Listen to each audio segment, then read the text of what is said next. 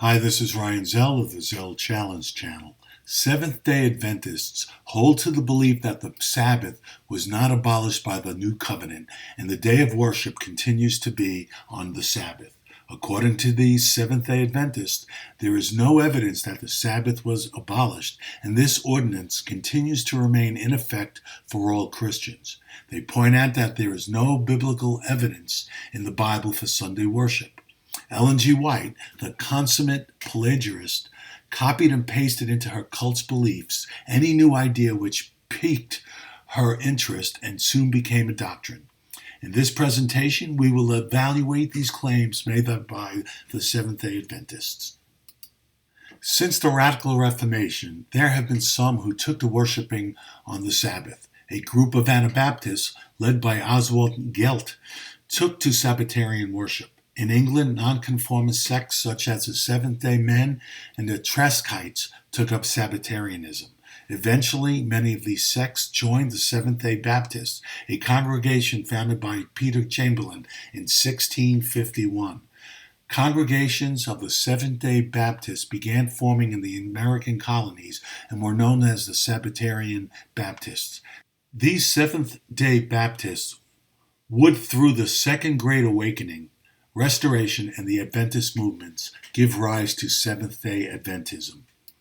The keeping of the Sabbath is perhaps the most important doctrine of the Seventh-day Adventists movement, which distinguishes it from mainstream Protestantism. According to Ellen, the Sabbath is the memorial of the power of God manifest through Christ in the world. God has chosen to bless only the day of the Sabbath as giving it the blessings of the presence of Christ. So by coming to Sabbath worship, one comes to the Sabbath blessings. God is greatly dishonored by those who refuse to keep the Sabbath. Keeping the Sabbath is the test of God through which he seals his people to himself. Ellen indicated in The Great Controversy that the Waldensians were Sabbatarians and were persecuted by Catholics. God created the Sabbath at the end of the creation of the world, whereupon he rested from creation. The Sabbath belongs to God, and Christ is the Lord of the Sabbath. However, the purpose of the Sabbath is for our benefit. Man is to work on 6 days of the week, but shall rest on the seventh day. Keeping the Sabbath is the universal command of God, then, now, and forever. The Sabbath is a reminder that God is the creator of the universe and everything in it, including us. The Sabbath has significance as a perpetual sign of the everlasting covenant between God and his people, in order that they might know who it is that created them. Seventh-day Adventism is one of the most anti-Catholic conspiratorial cults around, and these anti-Catholic conspiracies are intimately bound into their Sabbatarian beliefs and spun in such a manner as to provide support for their Sabbatarian claims. Much of this anti-Catholic bigotry can be traced to Ellen G. White and her book, The Great Controversy, which is held by Seventh-day Adventism as having equal authority as the Bible. For this reason, anti-Catholicism is a core belief of the Seventh-day Adventist cult. The more fundamentalist branches of Seventh-day Adventists considers the mainstream Seventh-day Adventist apostates and betraying the tenets of the faith revealed by God to Ellen G. White. These conservative branches of Seventh-day Adventists are given to anti-Catholic hysterics and demagoguery, passing themselves as merely as Bible-believing Protestants without revealing their true identity as being fundamentalist Seventh-day Adventists. The reason for this cowardice is that they genuinely fear Catholicism as the boogeyman coming to persecute, torture, and murder them, all because they do not worship on Sunday. According to Ellen, all early Christians were Sabbath keepers. In 321 AD, Constantine, the pagan Roman emperor, merged these Christians with Roman paganism and imposed upon them the Day of the Sun, or Sunday worship, which was a pagan Roman practice. By abandoning the Sabbath and embracing Sunday worship, the church descended into apostasy.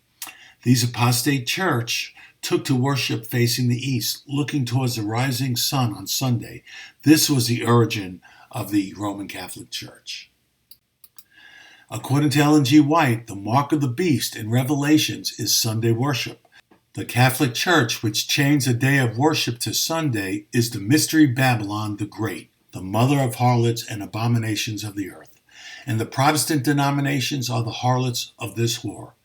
One can understand Ellen's animus against her fellow Protestants who jeered, mocked, and lampooned the Adventists in public, but one has to wonder as to the origin of her animus against Catholics. Perhaps Ellen was not immune to the ingrained anti-Catholic milieu which pervaded the United States. Nevertheless, like the Protestants of her time, she held a deep-seated hatred and distrust of anything Catholic. In her manifesto, The Great Controversy, she rused the fact that Protestants of her time are less strident against the Catholic Church than in past times. She condemns the Protestants for their attempts to accommodate Catholics in Protestant countries, calling them degenerates who have forgotten the faith once delivered to the saints, which they had received from the Reformers. The Adventists believe that the papacy is the continuation of the pagan Roman Empire, and that Catholic rituals, beliefs, practices, and customs are of pagan origin. According to this proven false prophetess, the Catholic Church has murdered the saints in such vast numbers that the extent of these will not be known until the day of judgment. She claims that Catholic prelates studied under Satan to learn methods of torture to maximize pain and yet keep the person alive. Sabbath-keeping Christians such as the Waldensians were persecuted by the Catholic and many became martyrs. The Adventists, on the other hand, are the saint and martyrs whose blood the whore of Babylon had drunk.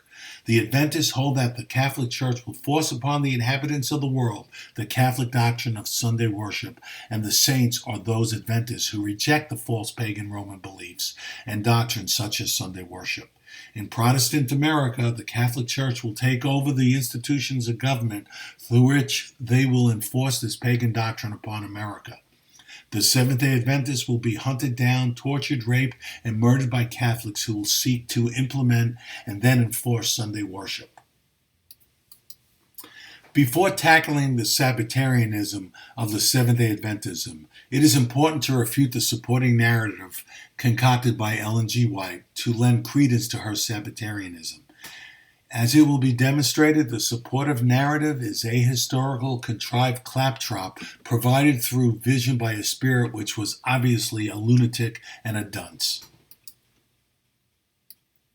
Constantine was born to a Catholic mother, the Empress Saint Helena, and Constantinus Chlorius, a pagan who would rise to become the Augustus of the Western Roman Empire. He was raised by his mother and later joined his father.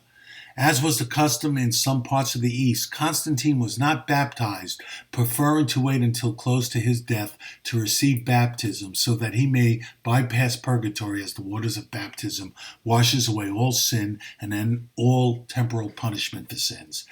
Catholicism was not an officially recognized religion in the Roman Empire and was sporadically persecuted, and these persecutions were localized to a particular region or a governor. That was until the Diocletian persecution, which began in 303, after the Roman Tetrarchy passed several edicts against the Catholics. This was the last and the most severe of the persecutions of Catholics by the Roman Empire and ended by Galerius, who signed the Edict of Serdica on April 30th, 311, just prior to the crowned Augustus. The Edict of Serdica would grant Christians a tolerated status. In 313, Constantine and Galerius would raise Christianity to one of the many officially recognized religions of the empire. Constantine did not make Christianity the official religion of the empire. That lot would fall to Theodosius I, and he would make Catholicism the official religion of the Roman Empire. In 321, Constantine introduced Jewish Catholic Week into the Roman Julian calendar. Until then, none of the empire pagans had used the concept of the week. It was a foreign concept in the empire and only used by Jews and Catholics at the time. The Roman months were divided into kalends, nines and ides. At the same time, Constantine made it a punishable crime in the empire for Catholics to take part in the rituals and practices of the pagans. When the Arian heresy emerged in the forefront of that same year, Constantine favored the heretical faction. Constantine's family were all Arians except for his mother, the Empress, and in 325 Constantine called the Council of Nicaea to resolve the issue which was splitting apart and now unified empire. The Pope, being aware of Constantine's Arianism, chose Hosius of Cordoba to preside over the council. When the council found Arianism to be heretical and excommunicated the heretics, Constantine was angered greatly, imposing the death sentence upon St. Alexander of Constantinople if St. Alexander did not lift the excommunication passed by the council. St. Alexander's life was spared when Arius died in front of the Hagia Irene, where St. Alexander had barricaded himself. The Pope raised St. Alexander to an archbishop of his steadfastness for his defense of orthodoxy and willing to die for the faith, thus raising Constantinople to a metropolitan see. Constantine was baptized a few weeks before his death by Eusebius of Nicomedia into the Catholic faith. As stated earlier, Emperor Constantine was an Arian, at least for a part of his life, willing to put the Catholic Bishop of Constantinople to death for his orthodoxy to the faith. Arians did not believe in the Trinity and that Christ was a created being. Seventh-day Adventism at its foundation, like the Jehovah's Witnesses, were Arian in their theology, yet they called Constantine a pagan. Yet Constantine shared the same theology, at least for a period of time, as the Seventh-day Adventists. Arians were not considered Christians, nor were the Seventh-day Adventist cult. Since it is non-Christian beginnings, has not progressed into mainstream Christianity, accepting the Trinity, and that Christ was a past eternal having no beginning. However, the fundamentalist wing of the cult continues to hold out, making them non-Christians. So where does this leave the Seventh-day Adventists? Given that his mother, the Empress St. Helena, was a Catholic, Catholicism must logically predate Constantine. He could not have invented Catholicism. There is nothing in the historical record which indicates that he attempted to concoct a religion.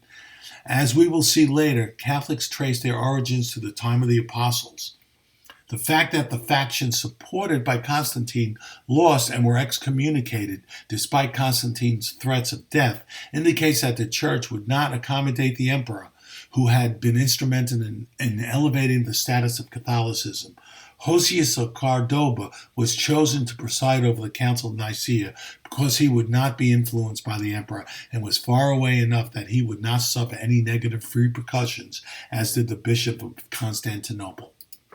Obviously, this picture proves that Catholics worship the sun god according to the Protestant conspiracy peddlers. Yeah, we know there are some very dumb people around, but the dumbest of the dumb just happen to be the Seventh-day Adventists and all their offshoot sects. Romans, neither the Hellenized patricians nor the Sabine plebeians worshipped the sun or the moon or stars. They were not astrolabators. The sun, moon, and planets were associated with the deities, but no one thought these objects were in themselves deities. Be they the Hellenized patricians or the Sabine plebeians, their deities were persons. The patricians, who had a duty to the cult of the emperor, had Apollo, and the plebeians had Sol Indiges, the required sun, who happened to be an agricultural deity. Where did the idea that Romans were sun worshippers come from? The Roman army, composed of people from all over the empire. The Romans always had a policy of moving soldiers recruited in a region to any other region other than their own to prevent the army from joining in local insurrections, meaning cohorts raised in Macedonia will not be stationed in that senatorial province. Just in case the Macedonians revolted, the cohort may join in the insurrection or mutiny. The members of the Roman army had their personal religions and were free to practice those religions, and the army accommodated these when possible. In 724, Emperor Aurelian raised the Syrian sun deity cult to an officially recognized cult status within the empire. The funding of this cult was provided for by non-Roman potentates in the imperial province of Syria from the region of Emsa and the Roman soldiers from that region. The Romans called this foreign sun deity Sol Invictus. Since very little primary source information is known regarding this deity, and almost all of it from Catholic sources disparaging the cult, and much passes as knowledge about Sol Invictus, is in reality speculation. If the Catholics did not write about it, they would have not believed that it was the same deity as Sol Indiges. Due to the dearth of actual information, Protestants began manufacturing a concocted mythos to serve their own agenda, which is one of the reasons we have the Zell Challenge, always to ask for primary sources. Protestants, like the non-pagans of today, concoct mythologies where the mythos does not exist. How does this affect the claim of Ellen G. White being an educated Herodian? Ellen knew nothing of the Roman religion. She merely plagiarized from Alexander Hyssop's now discredited 1853 diatribe, The Two Babylons. Anyone with a modicum of intelligence would recognize that whatever spirit provided visions to Ellen G. White was just as much a dunce as was Ellen G. White. There is no such thing called the Roman Catholic Church. This is an Anglophile phenomenon used in countries where the English language has had influence and in Britain's former colonies. There is the Catholic Church, which is a composite of 24 churches. Of these churches, the Western Catholic, also known as the Latin Rite, is the largest and most prominent of the 24 Syri Judas churches. When referring to this church, Eastern Orthodox and Oriental Orthodox prefer using the term Latins or Western. When Pope Benedict XVI dropped the title as the Patriarch of the West, these churches lamented the dropping of this title as a break with a long-held tradition. The term Roman Catholic came into usage due to Cranmer. Prior to Cranmer, there was no known use of the term. Cranmer used the term in an attempt to regionalize the Catholic Church's jurisdiction to Rome so that he could make the claim for his king, Henry VIII, that an English church is also a regional church which can claim to be Catholic, as while Henry wanted his own church which could grant him a divorce, he did not want a Protestant church, which Cranmer would go on to create anyway upon the ascension of Edward to the English throne. Cranmer, by claiming the Catholic Church was the Roman Catholic Church, he was undermining the universal nature of the Catholic Church and denying the Catholicity of Catholicism. However, the term Roman Catholic did not catch on yet, as almost all Protestants just loved using their favorite prerogative term, Papist or Romish Church instead. The Catholic Church Emancipation Act of 1829, which reduced many restrictions on Irish Catholics in particular, led to the general usage of the term Roman Catholic. Roman Catholic was used and came into common usage. When the Irish began their mass immigration to the United States, they would identify themselves as Roman Catholics. Ellen, in her writings, used the term Papist, Romanish, and Roman Catholic to refer to the Catholic Church. In short, Constantine did not create a pagan syncretic religion which he named Roman Catholicism. It was a name coined by English Protestants to refer to the Catholic Church, which already existed for 1,500 years prior to the Reformation. So who created the Roman Catholic Church? It was the heretic Cranmer, the sycophantic, bootlicking parasite of Henry VIII, and deservedly was executed for more than just treason, rather than heresy, after having his queen, the only legitimate daughter of Henry VIII, declared a bastard so that Henry could marry his Protestant mistress. Cranmer even converted back to Catholicism, repudiating the reformers and their heresies, and embraced the truth that there was no salvation outside the Catholic Church. Papal supremacy and transubstantiation, and received a canonical stay of execution. But Mary was not to be placated for his injustice to her, and had him burnt alive at the stake. Knowing his fate was sealed, he converted back to Protestantism hours before his death. Cranmer, who put many Catholics to death, was now dead himself. He had converted 5 times in his lifetime and is considered a Protestant martyr. The question we have to ask is, why did the Spirit giving Ellen G. White her visions not know this history? Certainly, if the Spirit was of divine origin, he would have known some history. But alas, Ellen's spirit was just as much of a dunce and as ignorant as she was. We are Catholics, not Roman Catholics, as the persecutors have called the Catholic Church, to deny its Catholicity in being the universal church by attempting to relegating it to another ethno-national church, lacking true Catholicity. The Catholic Church was not a creation of Constantine. He merely acknowledged that it existed already and granted the Catholic Church official status as a recognized religion. There are writings prior to Constantine which refers to the Catholic Church.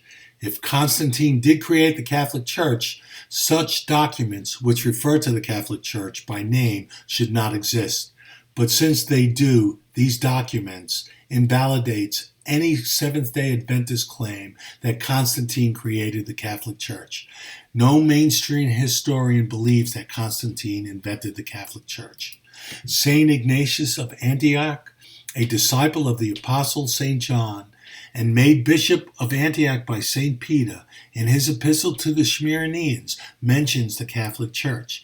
He was the bishop of the city where the apostles were first called Christians. As St. Ignatius indicates, wherever the bishop shall appear, there let the multitude also be, even as wherever Jesus Christ is, there is the Catholic Church. The church was calling itself the Catholic Church from the time of the apostles. The Church of the Apostles was the Catholic Church. Polycarp studied under St. John the Apostle and was later ordained by the apostle as the Bishop of Smyrna. Upon Polycarp's martyrdom, the Church of Smyrna issued a letter to all the churches informing them of the death of their bishop. The opening of that letter reads, "The Church of God which sojourns at Smyrna, to the Church of God sojourning in Philomelium, and to all the congregations of the Holy and Catholic Church in every place, mercy, peace, and love from God the Father and our Lord Jesus Christ be multiplied." Long before Constantine, since the time of the apostles, there existed the Catholic Church. It was not a religion invented by Emperor Constantine, but one can easily demonstrate that Seventh-day Adventism cult was invented by Ellen G. White, a false prophetess, the very kind which the Bible demands that should be stoned to death. However, like any cult, the Seventh-day Adventists refused to stone her to death, but revere the foundress of their cult. There is overwhelming evidence that Christians, that is to say Catholics, were worshiping on Sunday rather than on the Sabbath. The Church, the synods, the councils, St. Paul all condemned Sabbatarian worship and the Judaizers. While some early Jewish Catholics would keep both days, joining their Jewish family members in their observance of the Jewish Sabbath, this practice was condemned by the Church. God tells the people of Israel in Deuteronomy, "Remember that thou also didst serve in Egypt, and the Lord thy God brought thee out from thence with a strong hand and a stretched out arm. Therefore hath he commanded thee that thou shouldest observe the Sabbath day." The Sabbath was not made holy and sanctified prior to the giving of the law to Moses. It is only after the giving of the law on Shavuot, 50 days after Paschah, does the Sabbath take on significance. For the Jewish people celebrate the Sabbath is kept as a thanksgiving memorial to God for liberating them from slavery in Egypt. While God rested on the Sabbath, there was no divine command prior to Shavuot to sanctify the Sabbath. In Judaism, the Sabbath takes on significance due to the exodus from Egypt, not as Seventh-day Adventists claim from creation. It is apparent to anyone who reads the Bible that the early Christians began calling the first day of the week the Lord's Day. It is the day on which Christ resurrected from death. Christ rose from the dead, having conquered sin and death, and opened the gates of heaven. This is the exodus of the new covenant. Christ completes the work of salvation on the Sunday, permitting the faithful to enter the new promised land of heaven. 50 days later, using inclusive counting with the Holy Spirit being given to the church, Catholicism was born on the day of Shavuot, which the Hellenistic Jews called Pentecost, which is also a Sunday. All the early Catholics, being Jews, understood the significance of the Sunday and kept it as a memorial of the new Exodus. Due to these reasons, these early Jewish Catholics began worshiping on the first day of the week, which they call the Lord's Day. The Lord's Day in the New Covenant replaces the Sabbath of the Old Covenant. These early Catholic Jews understood this to be the eighth day and began referring to it as such. Everyone knew that the week had only 7 days, yet we see the Lord's Day referred to as the eighth day in early Catholic writings. When understood as the day on which Christ completes the work of salvation, one can realize the significance of Sunday being kept in thanksgiving and memorial to God for our new exodus from darkness and of sin and death and into the light of salvation through Christ, so that we may enter the promised land of heaven. Christ says that man was not made for the Sabbath, but the Sabbath for man. Christ proclaims himself the Lord of the Sabbath. The new covenant is not ushered in until Christ completes his passion, death, and resurrection.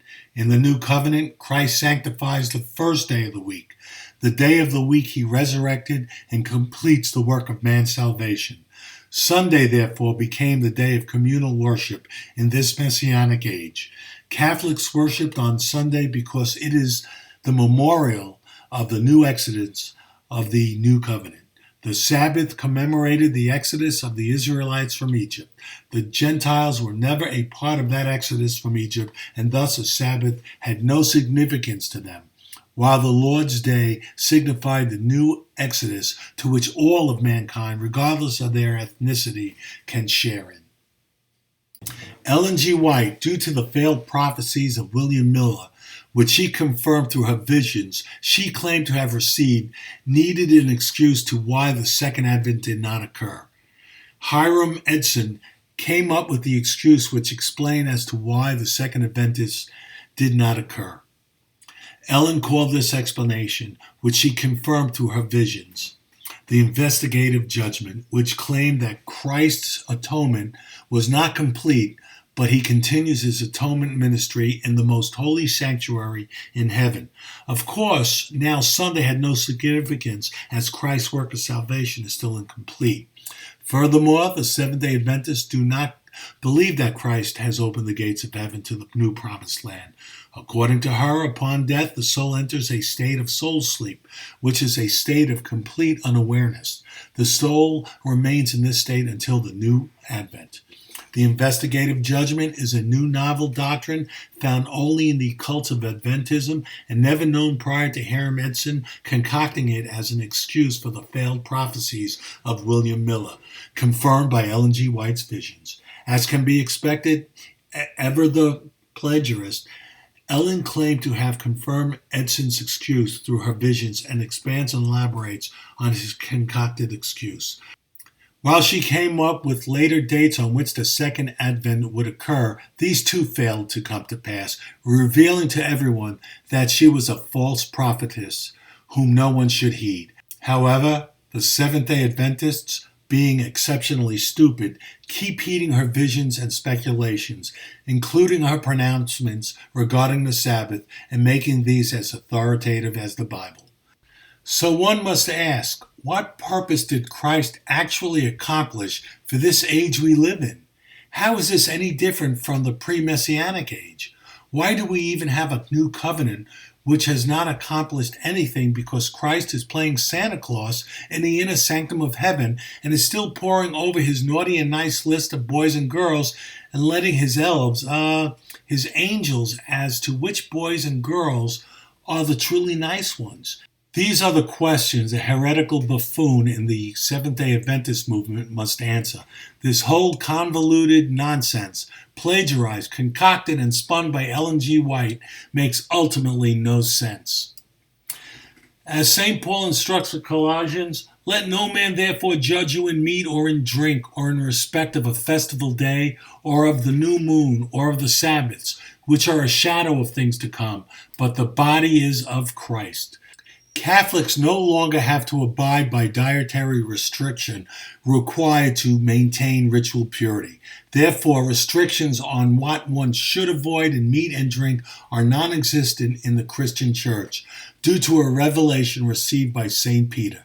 Catholics do not keep any of the Jewish festivals such as Rosh Hashanah, Yom Kippur, or Sukkot, nor are these Catholics required to keep this Jewish Sabbath.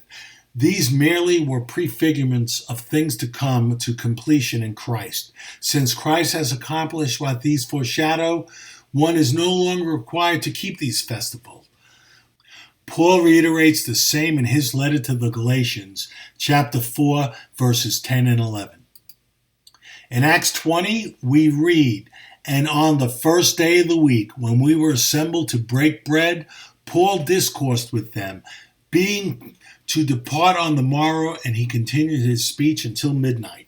The Jews assembled on the Sabbath, the seventh day of the week, but the church in the Acts of the Apostles assembled on the first day of the week, which is Sunday. No longer are Christians meeting on the Sabbath, but on the first day of the week." St. Paul in his letter instructs Corinthians, on the first day of the week, let every one of you put apart with himself, laying up what it shall well please him, that when I come, the collections be not then to be made. Since the Christians were meeting on the first day of the week, that would be the best time to collect the offering made by the people to the church.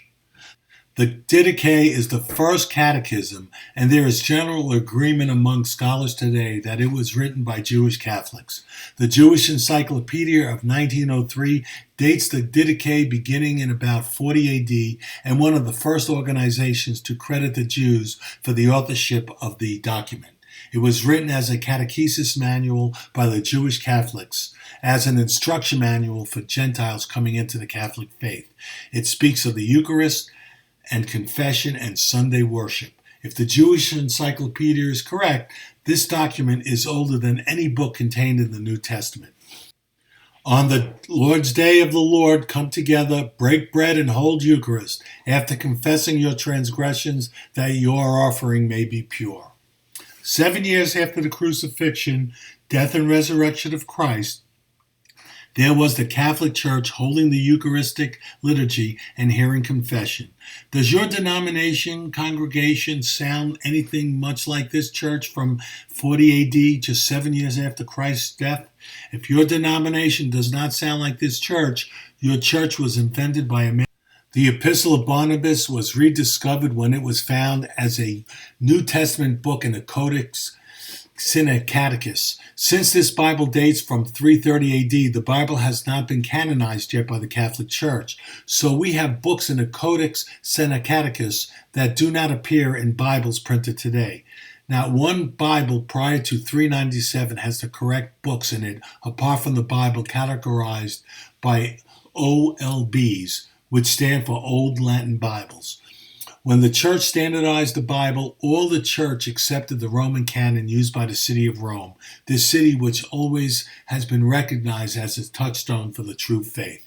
St. Barnabas is a companion of St. Paul, writes, "Sabbaths are not acceptable to me, but that is which I have made. When giving rest to all things, I shall make a beginning of the 8th day, that is, a beginning of another world.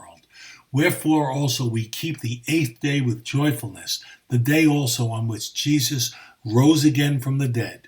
No, the week does not have 8 days. It is merely the inclusive counting method, meaning the day after the Sabbath, which is the Lord's Day, the first day of the week. Again, Christ no longer accepts the Sabbath and has made the day following the Sabbath one of joyous celebration.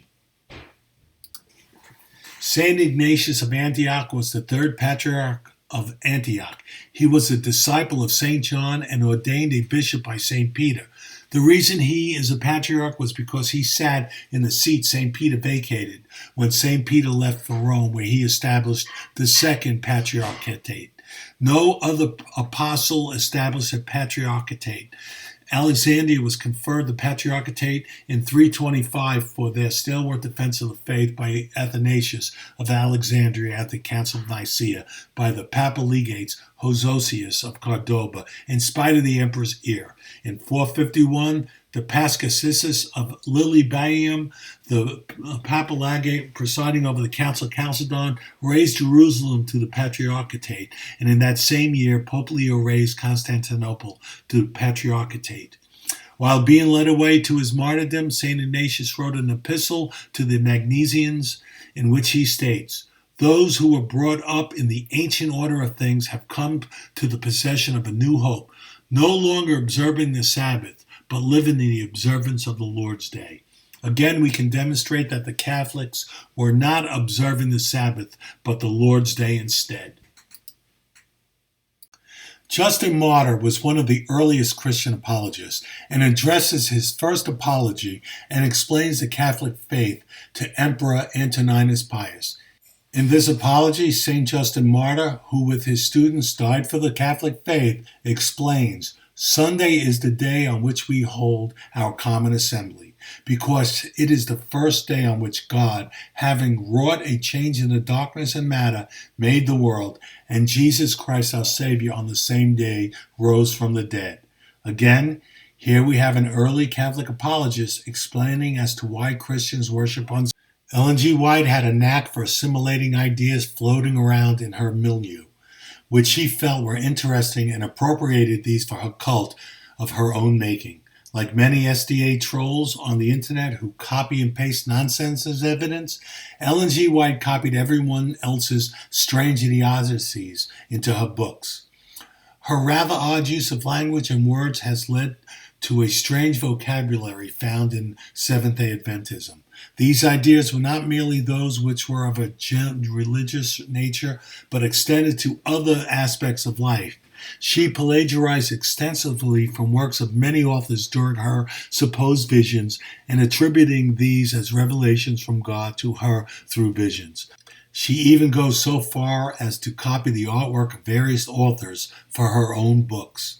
Like the Mormon Brigham Young University, which attempts to manufacture credibility for Mormonism and attempts to provide plausible excuses, the same can be said for Seventh-day Adventists and Andrews University, which attempts to provide plausible excuses as to why she should not be considered a thief, plagiarist, false prophet, charlatan, and a fraud. The excuse they settle upon is that Ellen G. White uses literary borrowing. When Ellen claims that Constantine was a pagan, she's quite wrong. He was considered a proselyte for most of his lifetime. While he died a Catholic, he had been an Arian favoring the Eusebian Arians and being baptized by Eusebius of Nicomedia. Rather than force Catholics to be pagan, Constantine imposed a death penalty upon any Catholic who took part in any pagan ritual or ceremony. This was important because the Diocletian persecution forced Catholics to support the cult of the emperor on the pain of death. The Romans did not have any day called Sunday, let alone the concept of the week, which was introduced because it was used by the church. Ellen's claim that Roman pagan worship on Sunday is laughable to any historian, as the week did not exist in the Roman calendar. This is anachronism, which she takes for granted that the week existed at the time when it did not. Constantine did not create the Roman Catholic Church. There is no such thing as the Roman Catholic Church. There is just the Catholic Church. Roman Catholicism was a term made up by Cranmer to support Henry's claim to be the head of the English Church, and thereby denying the Catholicity of the Catholic Church. Many Protestants have, through the ages, tacked their own beliefs onto what the Waldensians do, to the fact that very little was known about them. There was a cottage industry in Protestant America to create histories regarding the Waldensians. Ellen G. White, following the example of other Protestants, merely tacked on her doctrine of Sabbatarian onto the Waldensians. Not one single source exists which suggests that they were Sabbatarians prior to Ellen. When the Seventh-day Adventists investigated Waldensianism, they were surprised when they were told by the Waldensians that they were never Sabbatarians. Of course, being ignorant of history and generally uneducated and given to conspiracy theories, the Seventh-day Adventist cults would not know any better, swallowing what can be demonstrated as nonsense as God's own truth. Seventh-day Adventists are the wacky lunatic conspiracy theory peddling fringe of Protestantism. Many of this lunatic fringe cults are not even Christians, denying the Trinity and Christ's establishment of the works of salvation. This all because they put their faith in proven false prophetesses. Little wonder David Koresh and the Branch Davidian cultists were descendants of the cult of Ellen G. White. Who can trust the God of Ellen G. White? Now we have some questions for the Seventh-day Adventists. Hopefully you can answer these questions. Can the Seventh-day Adventists answer these questions? Given that Ellen G. White claims that she received these revelations through her vision from God and from the historical record, we can know these revelations are objectively false. Why should anyone consider Seventh-day Adventism, which holds Ellen G. White's writing as authoritative as the Bible, a true faith? Given that Ellen G. White received these ahistorical falsehoods as revelations through visions, why should we not believe that at best she manufactured these, making her a fraud, or was a receiver of these visions from a diabolical enemy and was an agent of Satan?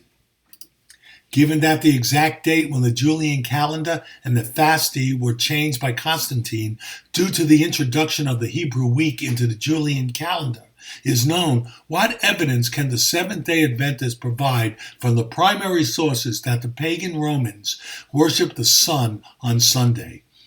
Given that Ellen G. White's writings are held to the same authoritative standard as the Bible within Seventh-day Adventism, the historical blunders can be demonstrated in her writings. Why should one consider Seventh-day Adventism nothing more than a cult invented by Ellen G. White?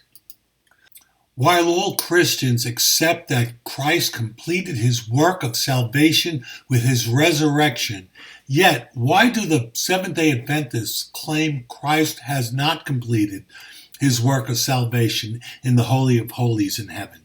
Contrary to the Seventh-day Adventists' claims, why does the Bible indicate that the Christians assembled to break bread together on Sunday as evidenced in Acts chapter 20? Contrary to the Seventh-day Adventist claims, why does the Bible indicate that the Sabbath is no longer in effect as in Colossians 2:16-17, Galatians 4:10 and 11, and in the Epistle of Barnabas? Since according to the Seventh-day Adventists, the Sabbath was a universal and eternal law, why was this law not made known to man prior to Shavuot and only takes on its significance in Judaism following the Exodus? Given that the Jews keep the Sabbath most importantly as a Thanksgiving memorial for their exodus from slavery in Egypt, what salvific significance does the Sabbath serve for the Gentile people who were not liberated from slavery in Egypt? What substantial purpose has Christ's passion, death, and resurrection accomplished, given that the Seventh-day Adventists believe that the soul goes to sleep upon death? Given that the Jews believe that the soul enters purgatory upon death, and once sanctified enters into Sheol, the paradise of the Jews, to await the coming of the Messiah to open the gates of heaven and usher in the Messianic age, why is the lot of these who belong to the Old Covenant greater than those of the Seventh-day Adventists? Why are you still a Seventh-day Adventist? Can the Seventh-day Adventists answer our 12 questions in a coherent manner? Post your answers to our questions in the comments. For us, non-Seventh-day Adventist cultists, nothing in Seventh-day Adventism makes any sense. Help us to make sense of you seemingly incoherent theology and answer our questions. Please consider subscribing to